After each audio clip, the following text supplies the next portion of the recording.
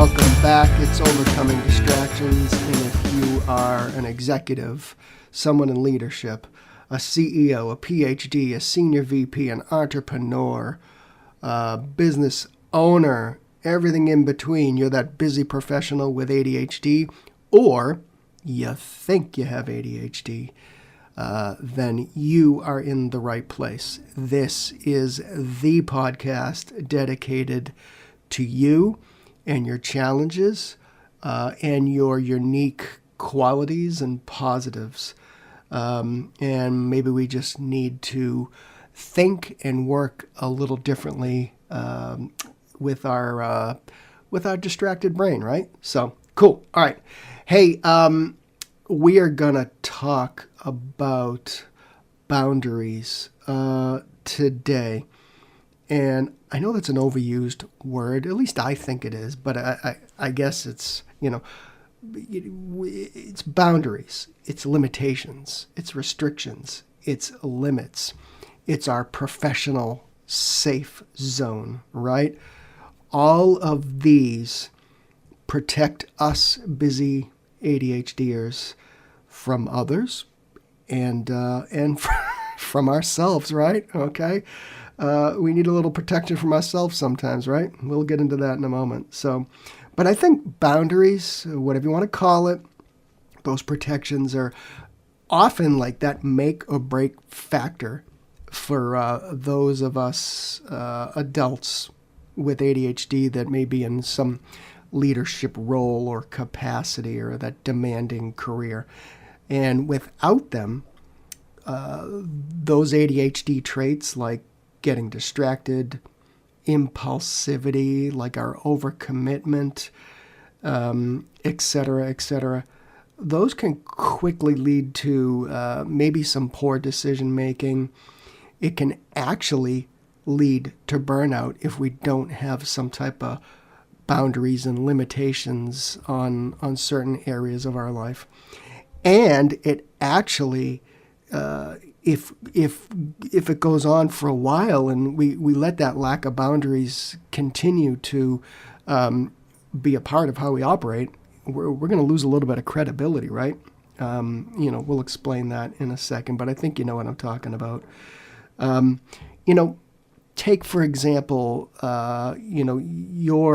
your lack of boundaries and you're trying to serve clients, and because your schedule's all over the place and things are interrupting your thought process and your time to work, et cetera, et cetera.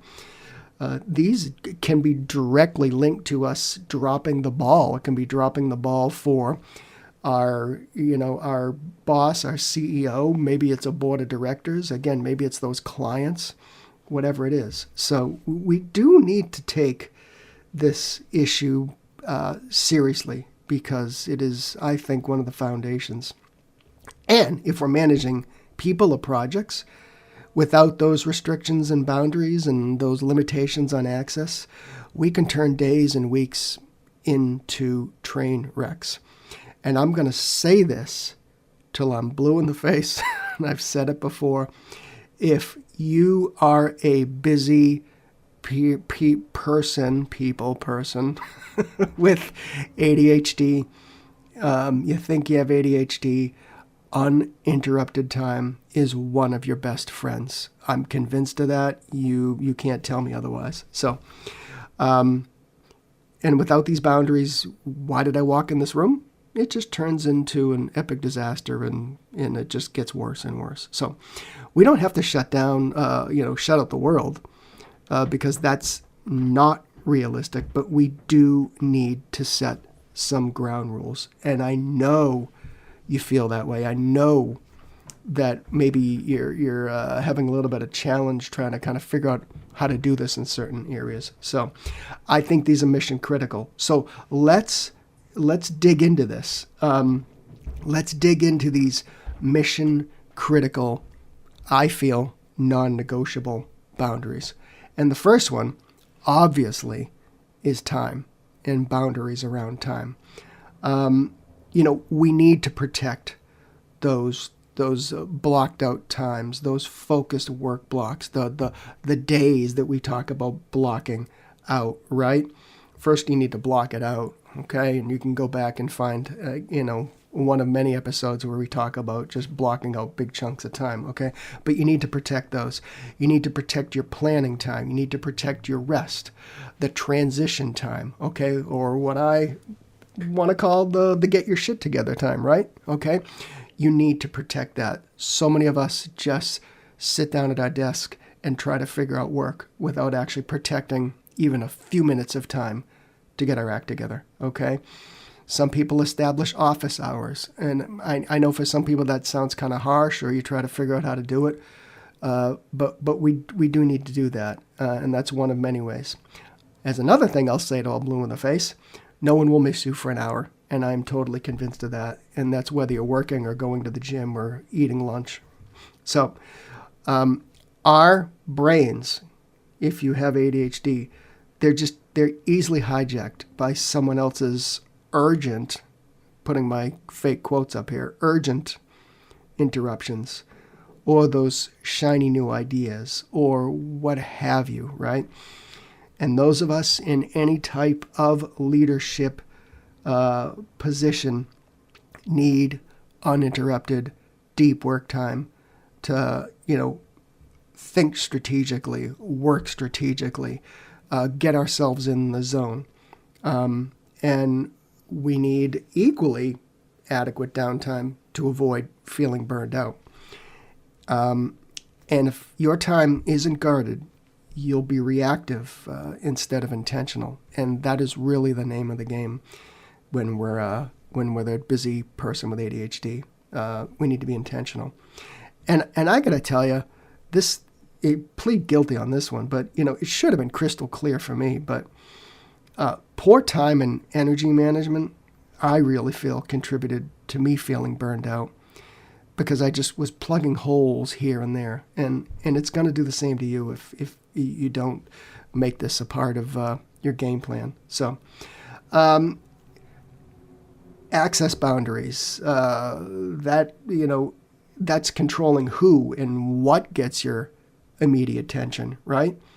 And we call this the stop, drop, and roll in my book, Overcoming Burnout, because eventually operating like this is going to catch up with you. If you just drop everything for a thing or a person, then that's not sustainable. You can't just operate day after day and week after week and month after month in reaction mode. That gets super exhausting really quick. Now, I'll say this, because I do have some experience in this. If you work in customer service, or maybe you work in a restaurant, that might be a different conversation. However, that's your job, is to react, right? So those open door policies, those constant pings, or your emails going off, your Slacks going off, whatever you use, if we allow it, that's just going to derail us super quick. And we can't just get derailed over and over and over again. We can't operate like that. So we need the structured check-ins with people. We need filtered communication channels. Otherwise, we're just going to drown in that noise, right? We're going to drop the ball. We're going to miss our priorities. And as I said before, when that happens over and over again, we lose a little bit of credibility and authority. So we also need to protect ourselves from ourselves. It's not just other people. We hear the email ping and our ADHD brain wants to jump on it, right? So we can set some of those access rules, but we also need to follow them ourselves. And I believe that's a bit of a muscle that we do need to build up. So now, isn't this funny? Because some of us jump on emails as soon as you hear the ping, right? Other people ignore emails for days on end, right? And that's ADHD, my friends. So some of those decision-making boundaries as well is something that, I think are kind of non-negotiable. They got to be a part of our life. We can delay non-critical decisions. We can delegate if at all possible. And I don't think this is procrastination. This is strategic delay. And I know many of us have decision fatigue, but many of us also feel like we need to decide something right here and now. And again, the ADHD brain is a funny thing, right? But sometimes those things can be delayed. Impulsivity, that can lead to rushed choices. It can hurt our kind of long-term strategy, and it actually can throw a wrench into any type of plan that maybe we already put in place for the day. So maybe we had good intentions, but without setting boundaries on a number of levels, that you can get to 5 o'clock, 6 o'clock, and you have no idea what you did, right? So not that I know anything about that, but that's probably going to sound familiar to you. So, all right, the commitment boundaries. It's the word no, right? Okay, say no or not now to some opportunities like outside of your top priorities. ADHD, it comes with not only enthusiasm, which I think is cool. Okay, there's nothing wrong with that.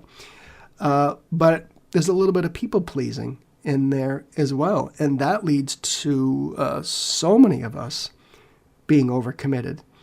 And when you have some type of commitment boundaries or kind of ground rules for what you're going to commit to, this prevents us from, all these things that suck the energy out of us. It reduces the potential for broken promises and, again, that reputation.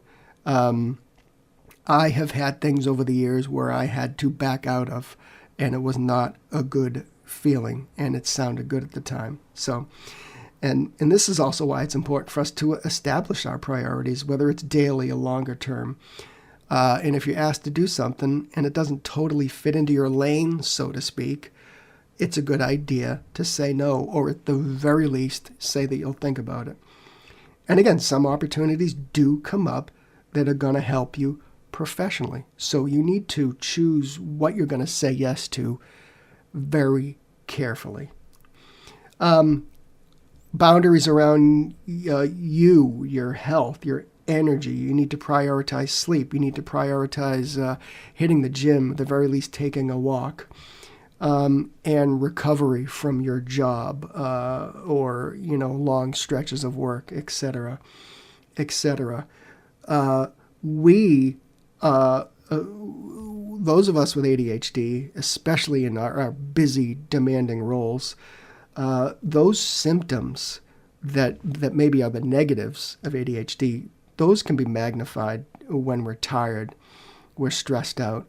And those of us in any type of leadership position, executive position, who sacrifice the physical health, the mental health, we hit those cognitive and even emotional limits, right? So protecting our energy is going to actually help us be good at what we do and not get burned out.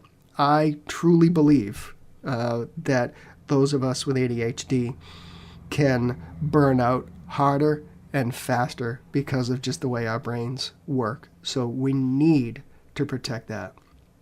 Next, let's talk about very quickly ground rules on relationships and boundaries. We can't tolerate toxic, disrespectful, or those draining relationships.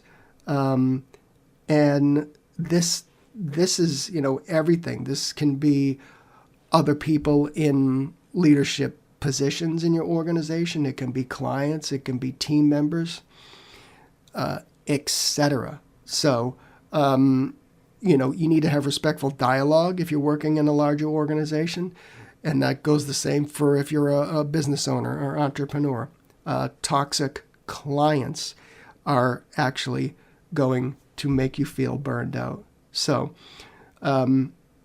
being surrounded by toxic people is, I think, a big factor in us feeling burned out. So we're sensitive to that emotional friction, right?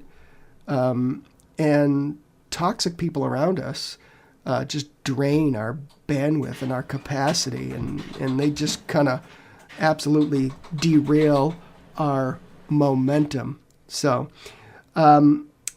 enforcing those is going to safeguard our mental health a little bit. So another big phrase that we talk about in overcoming burnout, and you can find that on my website, or just go to overcomingburnout.net, or go to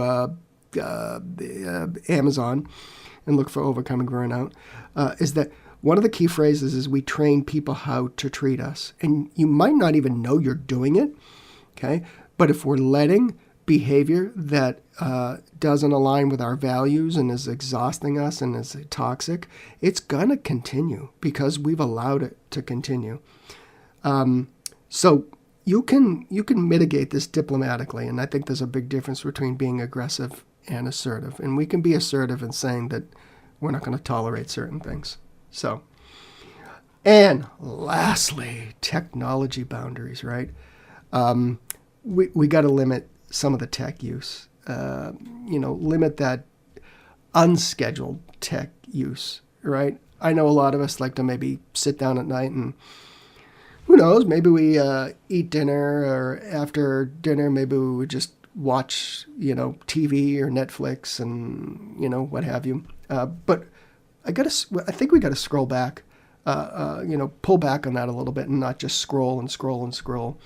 One, it's just diverting our attention to other things. But two, there's just so much stuff on social media lately that we just don't need to consume. So, and I think that's important to be able to not only train ourselves to not be so distracted, but not just consume so much negativity.